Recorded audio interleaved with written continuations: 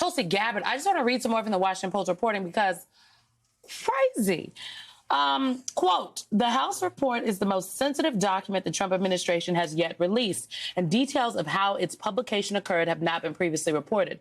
The document contains multiple references to CIA human sources reporting on Putin's plans. Such sources are among the agency's most closely guarded secrets. Again, Tulsi Gabbard overrode CIA officials' concerns to push the release of this classified Russian report. Tulsi Gabbard, another political hack, okay? Another hack, a person who is unqualified, untested, no real intelligence experience, no real foreign policy experience, was a member of Congress, but got the job because she would be willing to say the things. And now we know, we all had an inkling, right, that the CIA probably wasn't okay.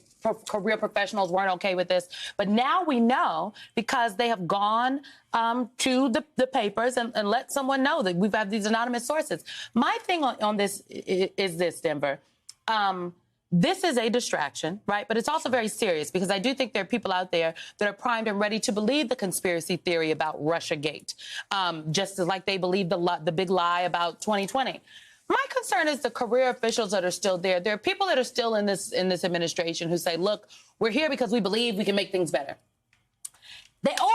She overrode you anyway. Pam Bondi is going to overrode the career people in the Justice Department anyway. We're going to get to RFK Jr. later. He overrode the people anyway. At what point do you need to see that these are political hacks doing political work? These are not folks that have turned into governing individuals. And maybe we need to do things differently because bad things like this are going to keep happening. Well, why would they listen to professionals when there's no professionals in charge? Tulsi Gabbard has no intelligence background to do this. She has none at all. I mean, what is her background? Everybody was selected because of loyalty.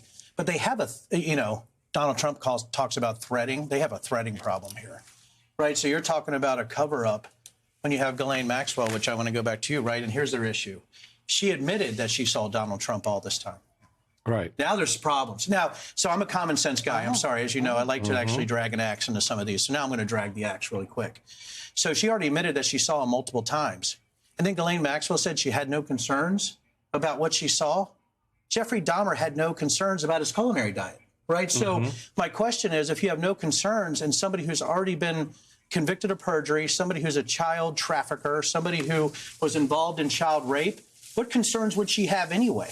The common sense threshold isn't met. So now you have this messaging, you have Tulsi Gabbard out there trying to throw this fog, what Steve Bannon said, right?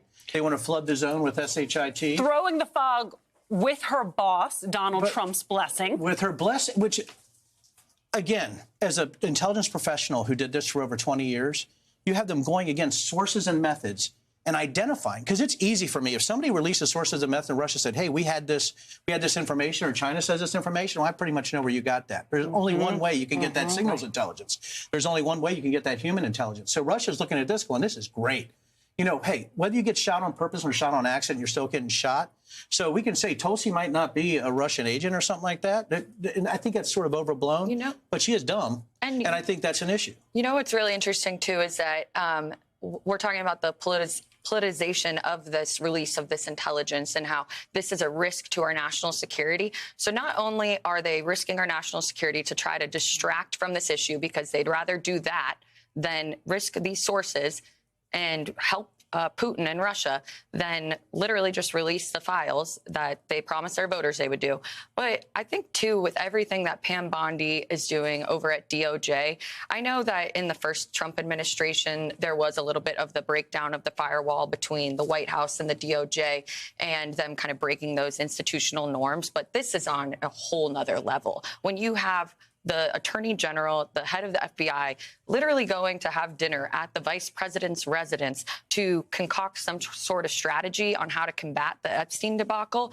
I mean, they're doing a war room planning on this when really there is supposed to be a firewall between the DOJ and the White House to prevent any sort of politicization and weaponization of government, something the Trump administration loves to complain about and loves to accuse the other side of. And so it's just really telling, though, that there is some sort of cover-up going on, in my opinion, if they won't just release these files. Well, There's a breakdown. it's a breakdown. There's a I would, breakdown to your in the point, system, say, how it's supposed to be working. if Ms. Maxwell is comfortable with what she saw Trump doing, is maybe it's because it was consistent with what everybody else was doing. That's exactly the point, and that's Well, exactly what they just admitted to. We do not know, but it does beg more questions than answers.